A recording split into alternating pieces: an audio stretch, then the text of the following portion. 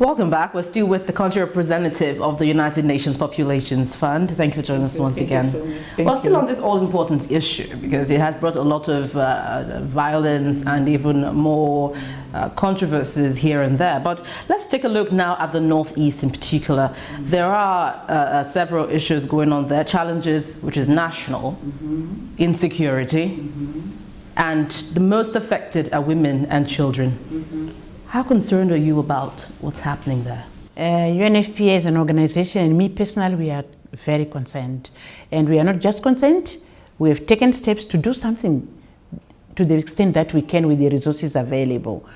For UNFPA, we are in the Northeast, we are in the North, I would say, looking at girl child education, gender-based violence of other forms like rape.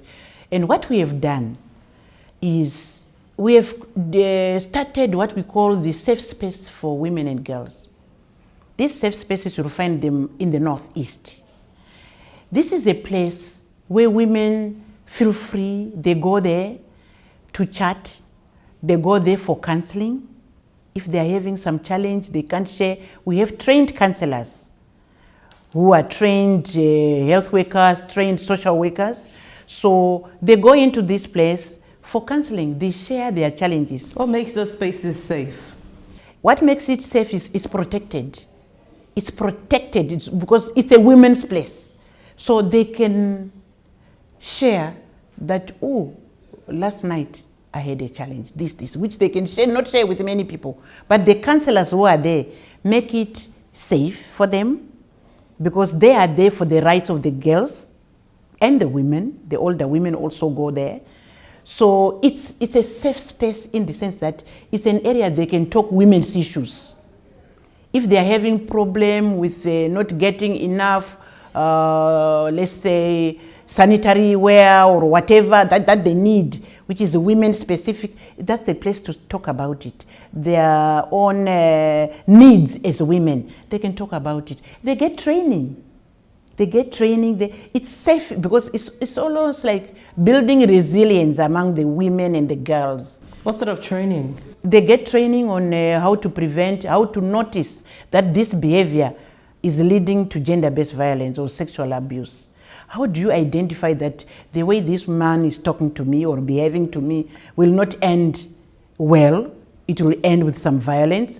And so what do you do once you notice that? So to identify behaviors, ways of speaking that men do that can lead to violence, so that as a woman, as a girl, you avoid, you prevent that kind of thing from happening. So they are trained on prevention of gender-based violence. So how many states? Oh, it's only so far in 2 states, Adamawa and Bono. What's the projection? Because it sounds very laudable. Something I know lots of girls who want to get involved in. How many states do you project? And I must tell you, the girls love the safe space for many reasons. Who wouldn't love the safe space given the situation? And we don't have men disturbing them. Normally they don't talk much when the men are around. So here they speak freely. The projection is even after they leave.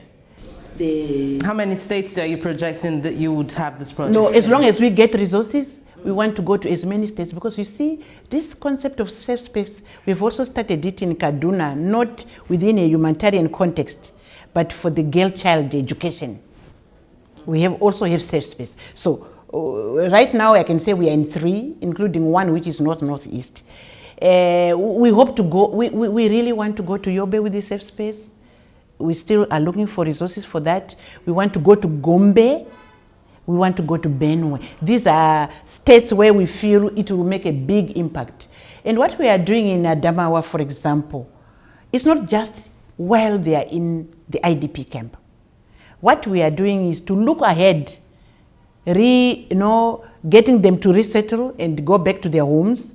So we have formed them into like cooperatives, into groups. So we have their lead person even when they get back to their homes. We are still going to work with them to follow through to see whether they are still doing well, do they still need support, and really get their businesses to go. But what is critical, inside all this, we still provide reproductive health education. Yes. So the federal government set up something similar several months ago, which is the Safe School Initiative. This is on actual education. Are you really collaborating with the government on this? UNICEF is our lead UN agency within the UN group, and we are about 4 agencies. We are part of it, but our entry or our portion within the Safe School Initiative is the psychosocial counseling. So we provide psychosocial counseling for the girls, for the children, for the teachers, for all those who are in that program. That's our portion that we provide. So in fact, when you say the government is also providing, even the safe space, UNFPA does not implement. We work through state governments. So it is the Ministry of Women Affairs in Adamawa which takes a lead in this, working in collaboration with State Ministry of Health.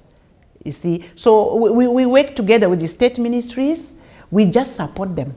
You see, fear is even one impeding factor, because many parents will still insist that their children not go to school, given the huge Boko Haram terrorism thing. But is this something you have tried to overcome, or something you think they are overcoming? I think it's being overcome from many fronts. Yes. One front is that our program, our psychosocial support program, is not only targeting the girls or those who are affected, like the ones who are kidnapped or raped. It also supports the community. So we try to build community resilience. And as they see some programs where girls are really going to school, and even this Chibok issue, how Malala came forward, our own girls in our program in Kaduna have been talking widely. We take them everywhere and they tell their story. And as they tell their story, it motivates many more girls, even parents, to want to do more for their children. And when I was talking to parents, you see, they want their children to go to school. But at one time, both the children and the parents were not willing. But through psychosocial counseling, through continuous effort by the state governments and partners, different partners, everybody now wants to do that, and I'm so happy. We are looking forward to many more safe places, and even the implementation of the Safe School Initiative to take place in Nigeria. Thank you very much, Country Representative of the UNFPA. Thank you for coming on Dateline Abuja. Thank you so much. Thank you very much for coming. Thank you.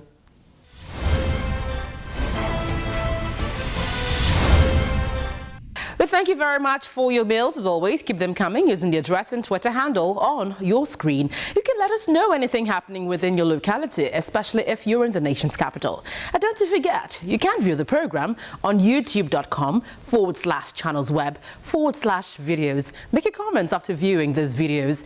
Remember to include your name and where you're writing from. I'm Gloria Omezuke. Thank you for watching this week. See you again.